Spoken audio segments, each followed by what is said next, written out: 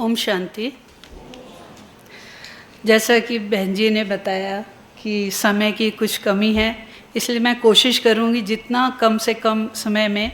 मैं काफ़ी कुछ सबने बोला है, मैं सिर्फ एक थोड़ा सा समराइज़ करूंगी। तो मंच पर आसीन सभी महानुभावों को मेरा हृदय से नमस्कार और साथियों आपको भी नमस्कार। मैं गुवाहाटी से आती हूँ। मैं ऑल इंडिया रेडियो को मैंने सर्व किया 30 साल। उससे पहले कुछ दिनों न्यूज़पेपर में भी काम किया था। तो आज जो मीडिया है, आज मीडिया के जो बदलते रुझानों के बारे में हमारा टॉपिक है और इसको किस तरह से समाज के हित में हम प्रयोग में ला सकते हैं। तो आज का जो मीडिया है वो हम कहेंगे कि पूरी तरह से बदल चुका है। पहले जहाँ पर मीडिया की जो हमारी शुरुआत होती थी सुबह के अखबार से और रात को 9 बजे के न्यूज़ तक, ज़्यादातर यही होता था। धीरे धीरे इलेक्ट्रॉनिक मीडिया आया, रेडियो, दूरदर्शन, ज़्यादा फिर चैनल्स आए और अब पिछले 5-7 सालों से जो डिजिटल मीडिया है और आज AI के युग में एक महान बदलाव हुआ है। आज कोई भी घटना कहीं भी घटे, हमें इंस्टेंटली उसके बारे में सटीक जानकारी मिल जाती है। न्यूज़ बनानी है, AI है, आप फटाफट उसको बना के अपलोड कर सकते हैं। ये मुख्य एक बहुत पावरफुल टूल है जिसका कि सही उपयोग ही हमें समाज को लाभ देगा पूरा। और जैसा कि भाई साहब ने कहा कि आज भी ट्रेनिंग की बहुत ज़रूरत है। जैसा कि हम यहाँ पर सम्मेलन में आए हैं, इस तरह से अगर छोटी छोटी ट्रेनिंग्स भी होती हैं तो सब लोग इसका लाभ उठा सकते हैं। हमारे मीडिया के संस्थानों में होती रहती है। दूसरा आज का जो ट्रेंड है वो है शॉर्ट टर्म ड्यूरेशन के जो ऑडियो वीडियोस, यही ज़्यादा चलते हैं। लोगों में इतना धैर्य नहीं रहा कि वो लंबे समय तक देख। पॉडकास्ट की बात अलग है, वो कोई विशेष व्यक्ति के साथ या वो लंबी बात हो तो लोग मेंटली प्रिपेयर्ड होते हैं कि ये तो लंबा खींचेगा, तो कुछ ही लोग उस जिनको इंटरेस्ट होता है वही वो देखते हैं। बाकी जो ज़्यादातर जो पब्लिक है वो शॉर्ट टर्म वीडियो को ही ज़्यादा प्रेफर करती है। मोबाइल फर्स्ट वर्टिकल मस्ट, आज का जो सबसे बड़ा जो बदलाव आया है वो कि हम एक मोबाइल सेट से ही हम सब जानकारियाँ लेते हैं।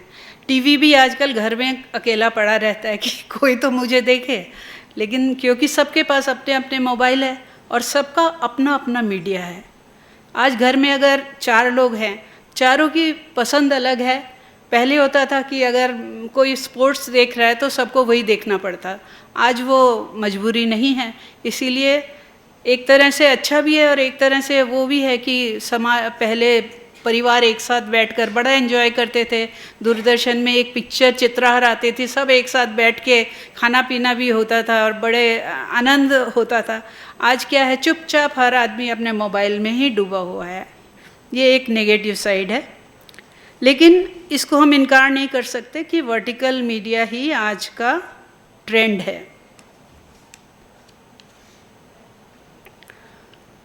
आज क्रिएटर ही चैनल है। कोई भी इंसान एक मोबाइल लेकर, जिनकी कोई एजुकेशन नहीं है, कोई बैकग्राउंड नहीं है, कई बार उनकी भाषा भी अच्छी नहीं होती, लेकिन वो भी कई बार इतना अच्छा करते हैं। तो ये एक पावर मिली है ये बदलते जो ट्रेंड्स आए हैं उनसे।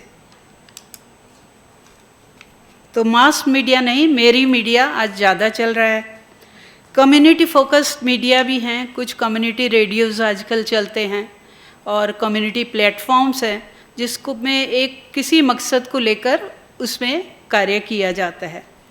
व्हाट्सएप ग्रुप से बहुत कुछ होता है आजकल। और मीडिया की जो पावर है, बताया है कि जो सोशल मीडिया से कितने बड़े बड़े बदलाव आ गए बहुत कम समय में। तो ये अच्छी भी बात है, बहुत फास्ट काम होता है, लेकिन इसमें खतरा भी है। अगर कहीं झूठ के पीछे अगर सब जा रहे हैं, उस पर ही अगर भरोसा कर लिया तो समाज का बहुत बड़ा नुकसान भी हो सकता है। तो हमें कहीं ना कहीं चॉइस करना पड़ेगा कि क्या इसमें सही है क्या नहीं है, और खबर के पीछे की भी खबर हमें जानने की कोशिश करनी पड़ेगी। एनिमेटेड वीडियोस आजकल काफ़ी पॉपुलर हैं। सॉल्यूशन जर्नलिज्म, आज किसी भी समस्या के बारे में अगर हम कुछ देखते हैं तो हम सिर्फ यही नहीं चाहते कि लोग दिखाएं कि लो इधर बाढ़ आ गई, इधर भूकंप, साथ के साथ हम ये उससे आशा करते हैं कि वो कुछ सॉल्यूशन भी बताए। तो ये भी आजकल का जो पॉपुलर मीडिया है उसमें ये चलन हो रहा है। इको चैम्बर और एल्गोरिदम, इसकी भी चर्चा मैं करूंगी कि आज आप मोबाइल में क्या देखेंगे हर बार आप डिसाइड नहीं कर पाते। आपका आप जो देखते हैं उसी हिसाब से जो इको चैम्बर और एल्गोरिदम आपका डिसाइड करता है कि आप फेसबुक, यूट्यूब या इंस्टा में आप क्या देखेंगे और किस क्रम में देखेंगे।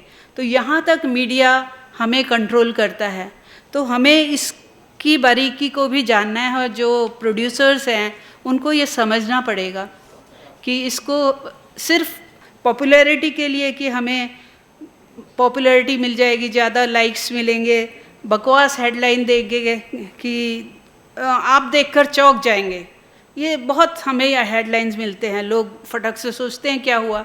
लेकिन एल्गोरिदम आपको फिर बढ़ावा ज़रूर देगा, लेकिन आप उसमें कुछ खास आपको पॉजिटिविटी नहीं मिलती है। तो इसके बारे में भी हमें सचेत रहना है।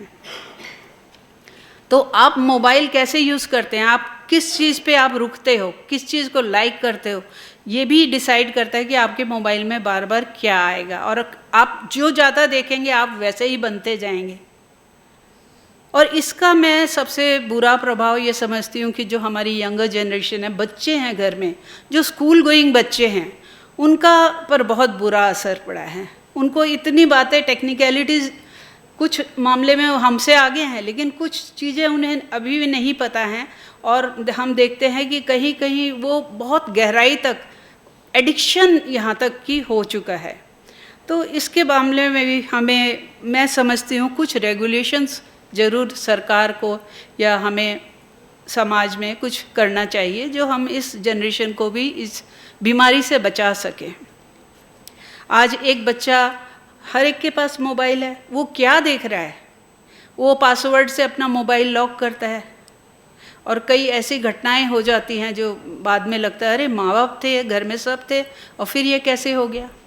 तो यहाँ पर मुझे लगता है कि जो कि जैसा यहाँ पे हमें बताया जा रहा है कि स्पिरिचुअल जो माहौल है, स्पिरिचुअलिटी को भी हमें अपने जीवन में, अपने परिवार में, अपने फैमिली में इसको लाना पड़ेगा। और ब्रह्म कुमारी इसमें हमारी बहुत अच्छे से मदद करते हैं।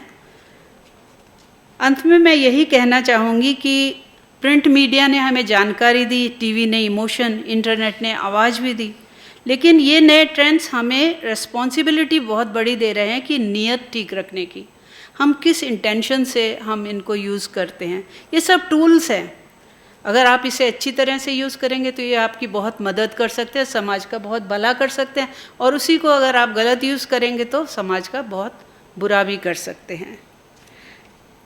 जाते जाते हम यही कहेंगे कि मीडिया का धर्म वही रहेगा, अंधेरे में रोशनी बनना। इसी के साथ मैं अपना वक्तव्य यहीं समाप्त करूँ। नमस्कार।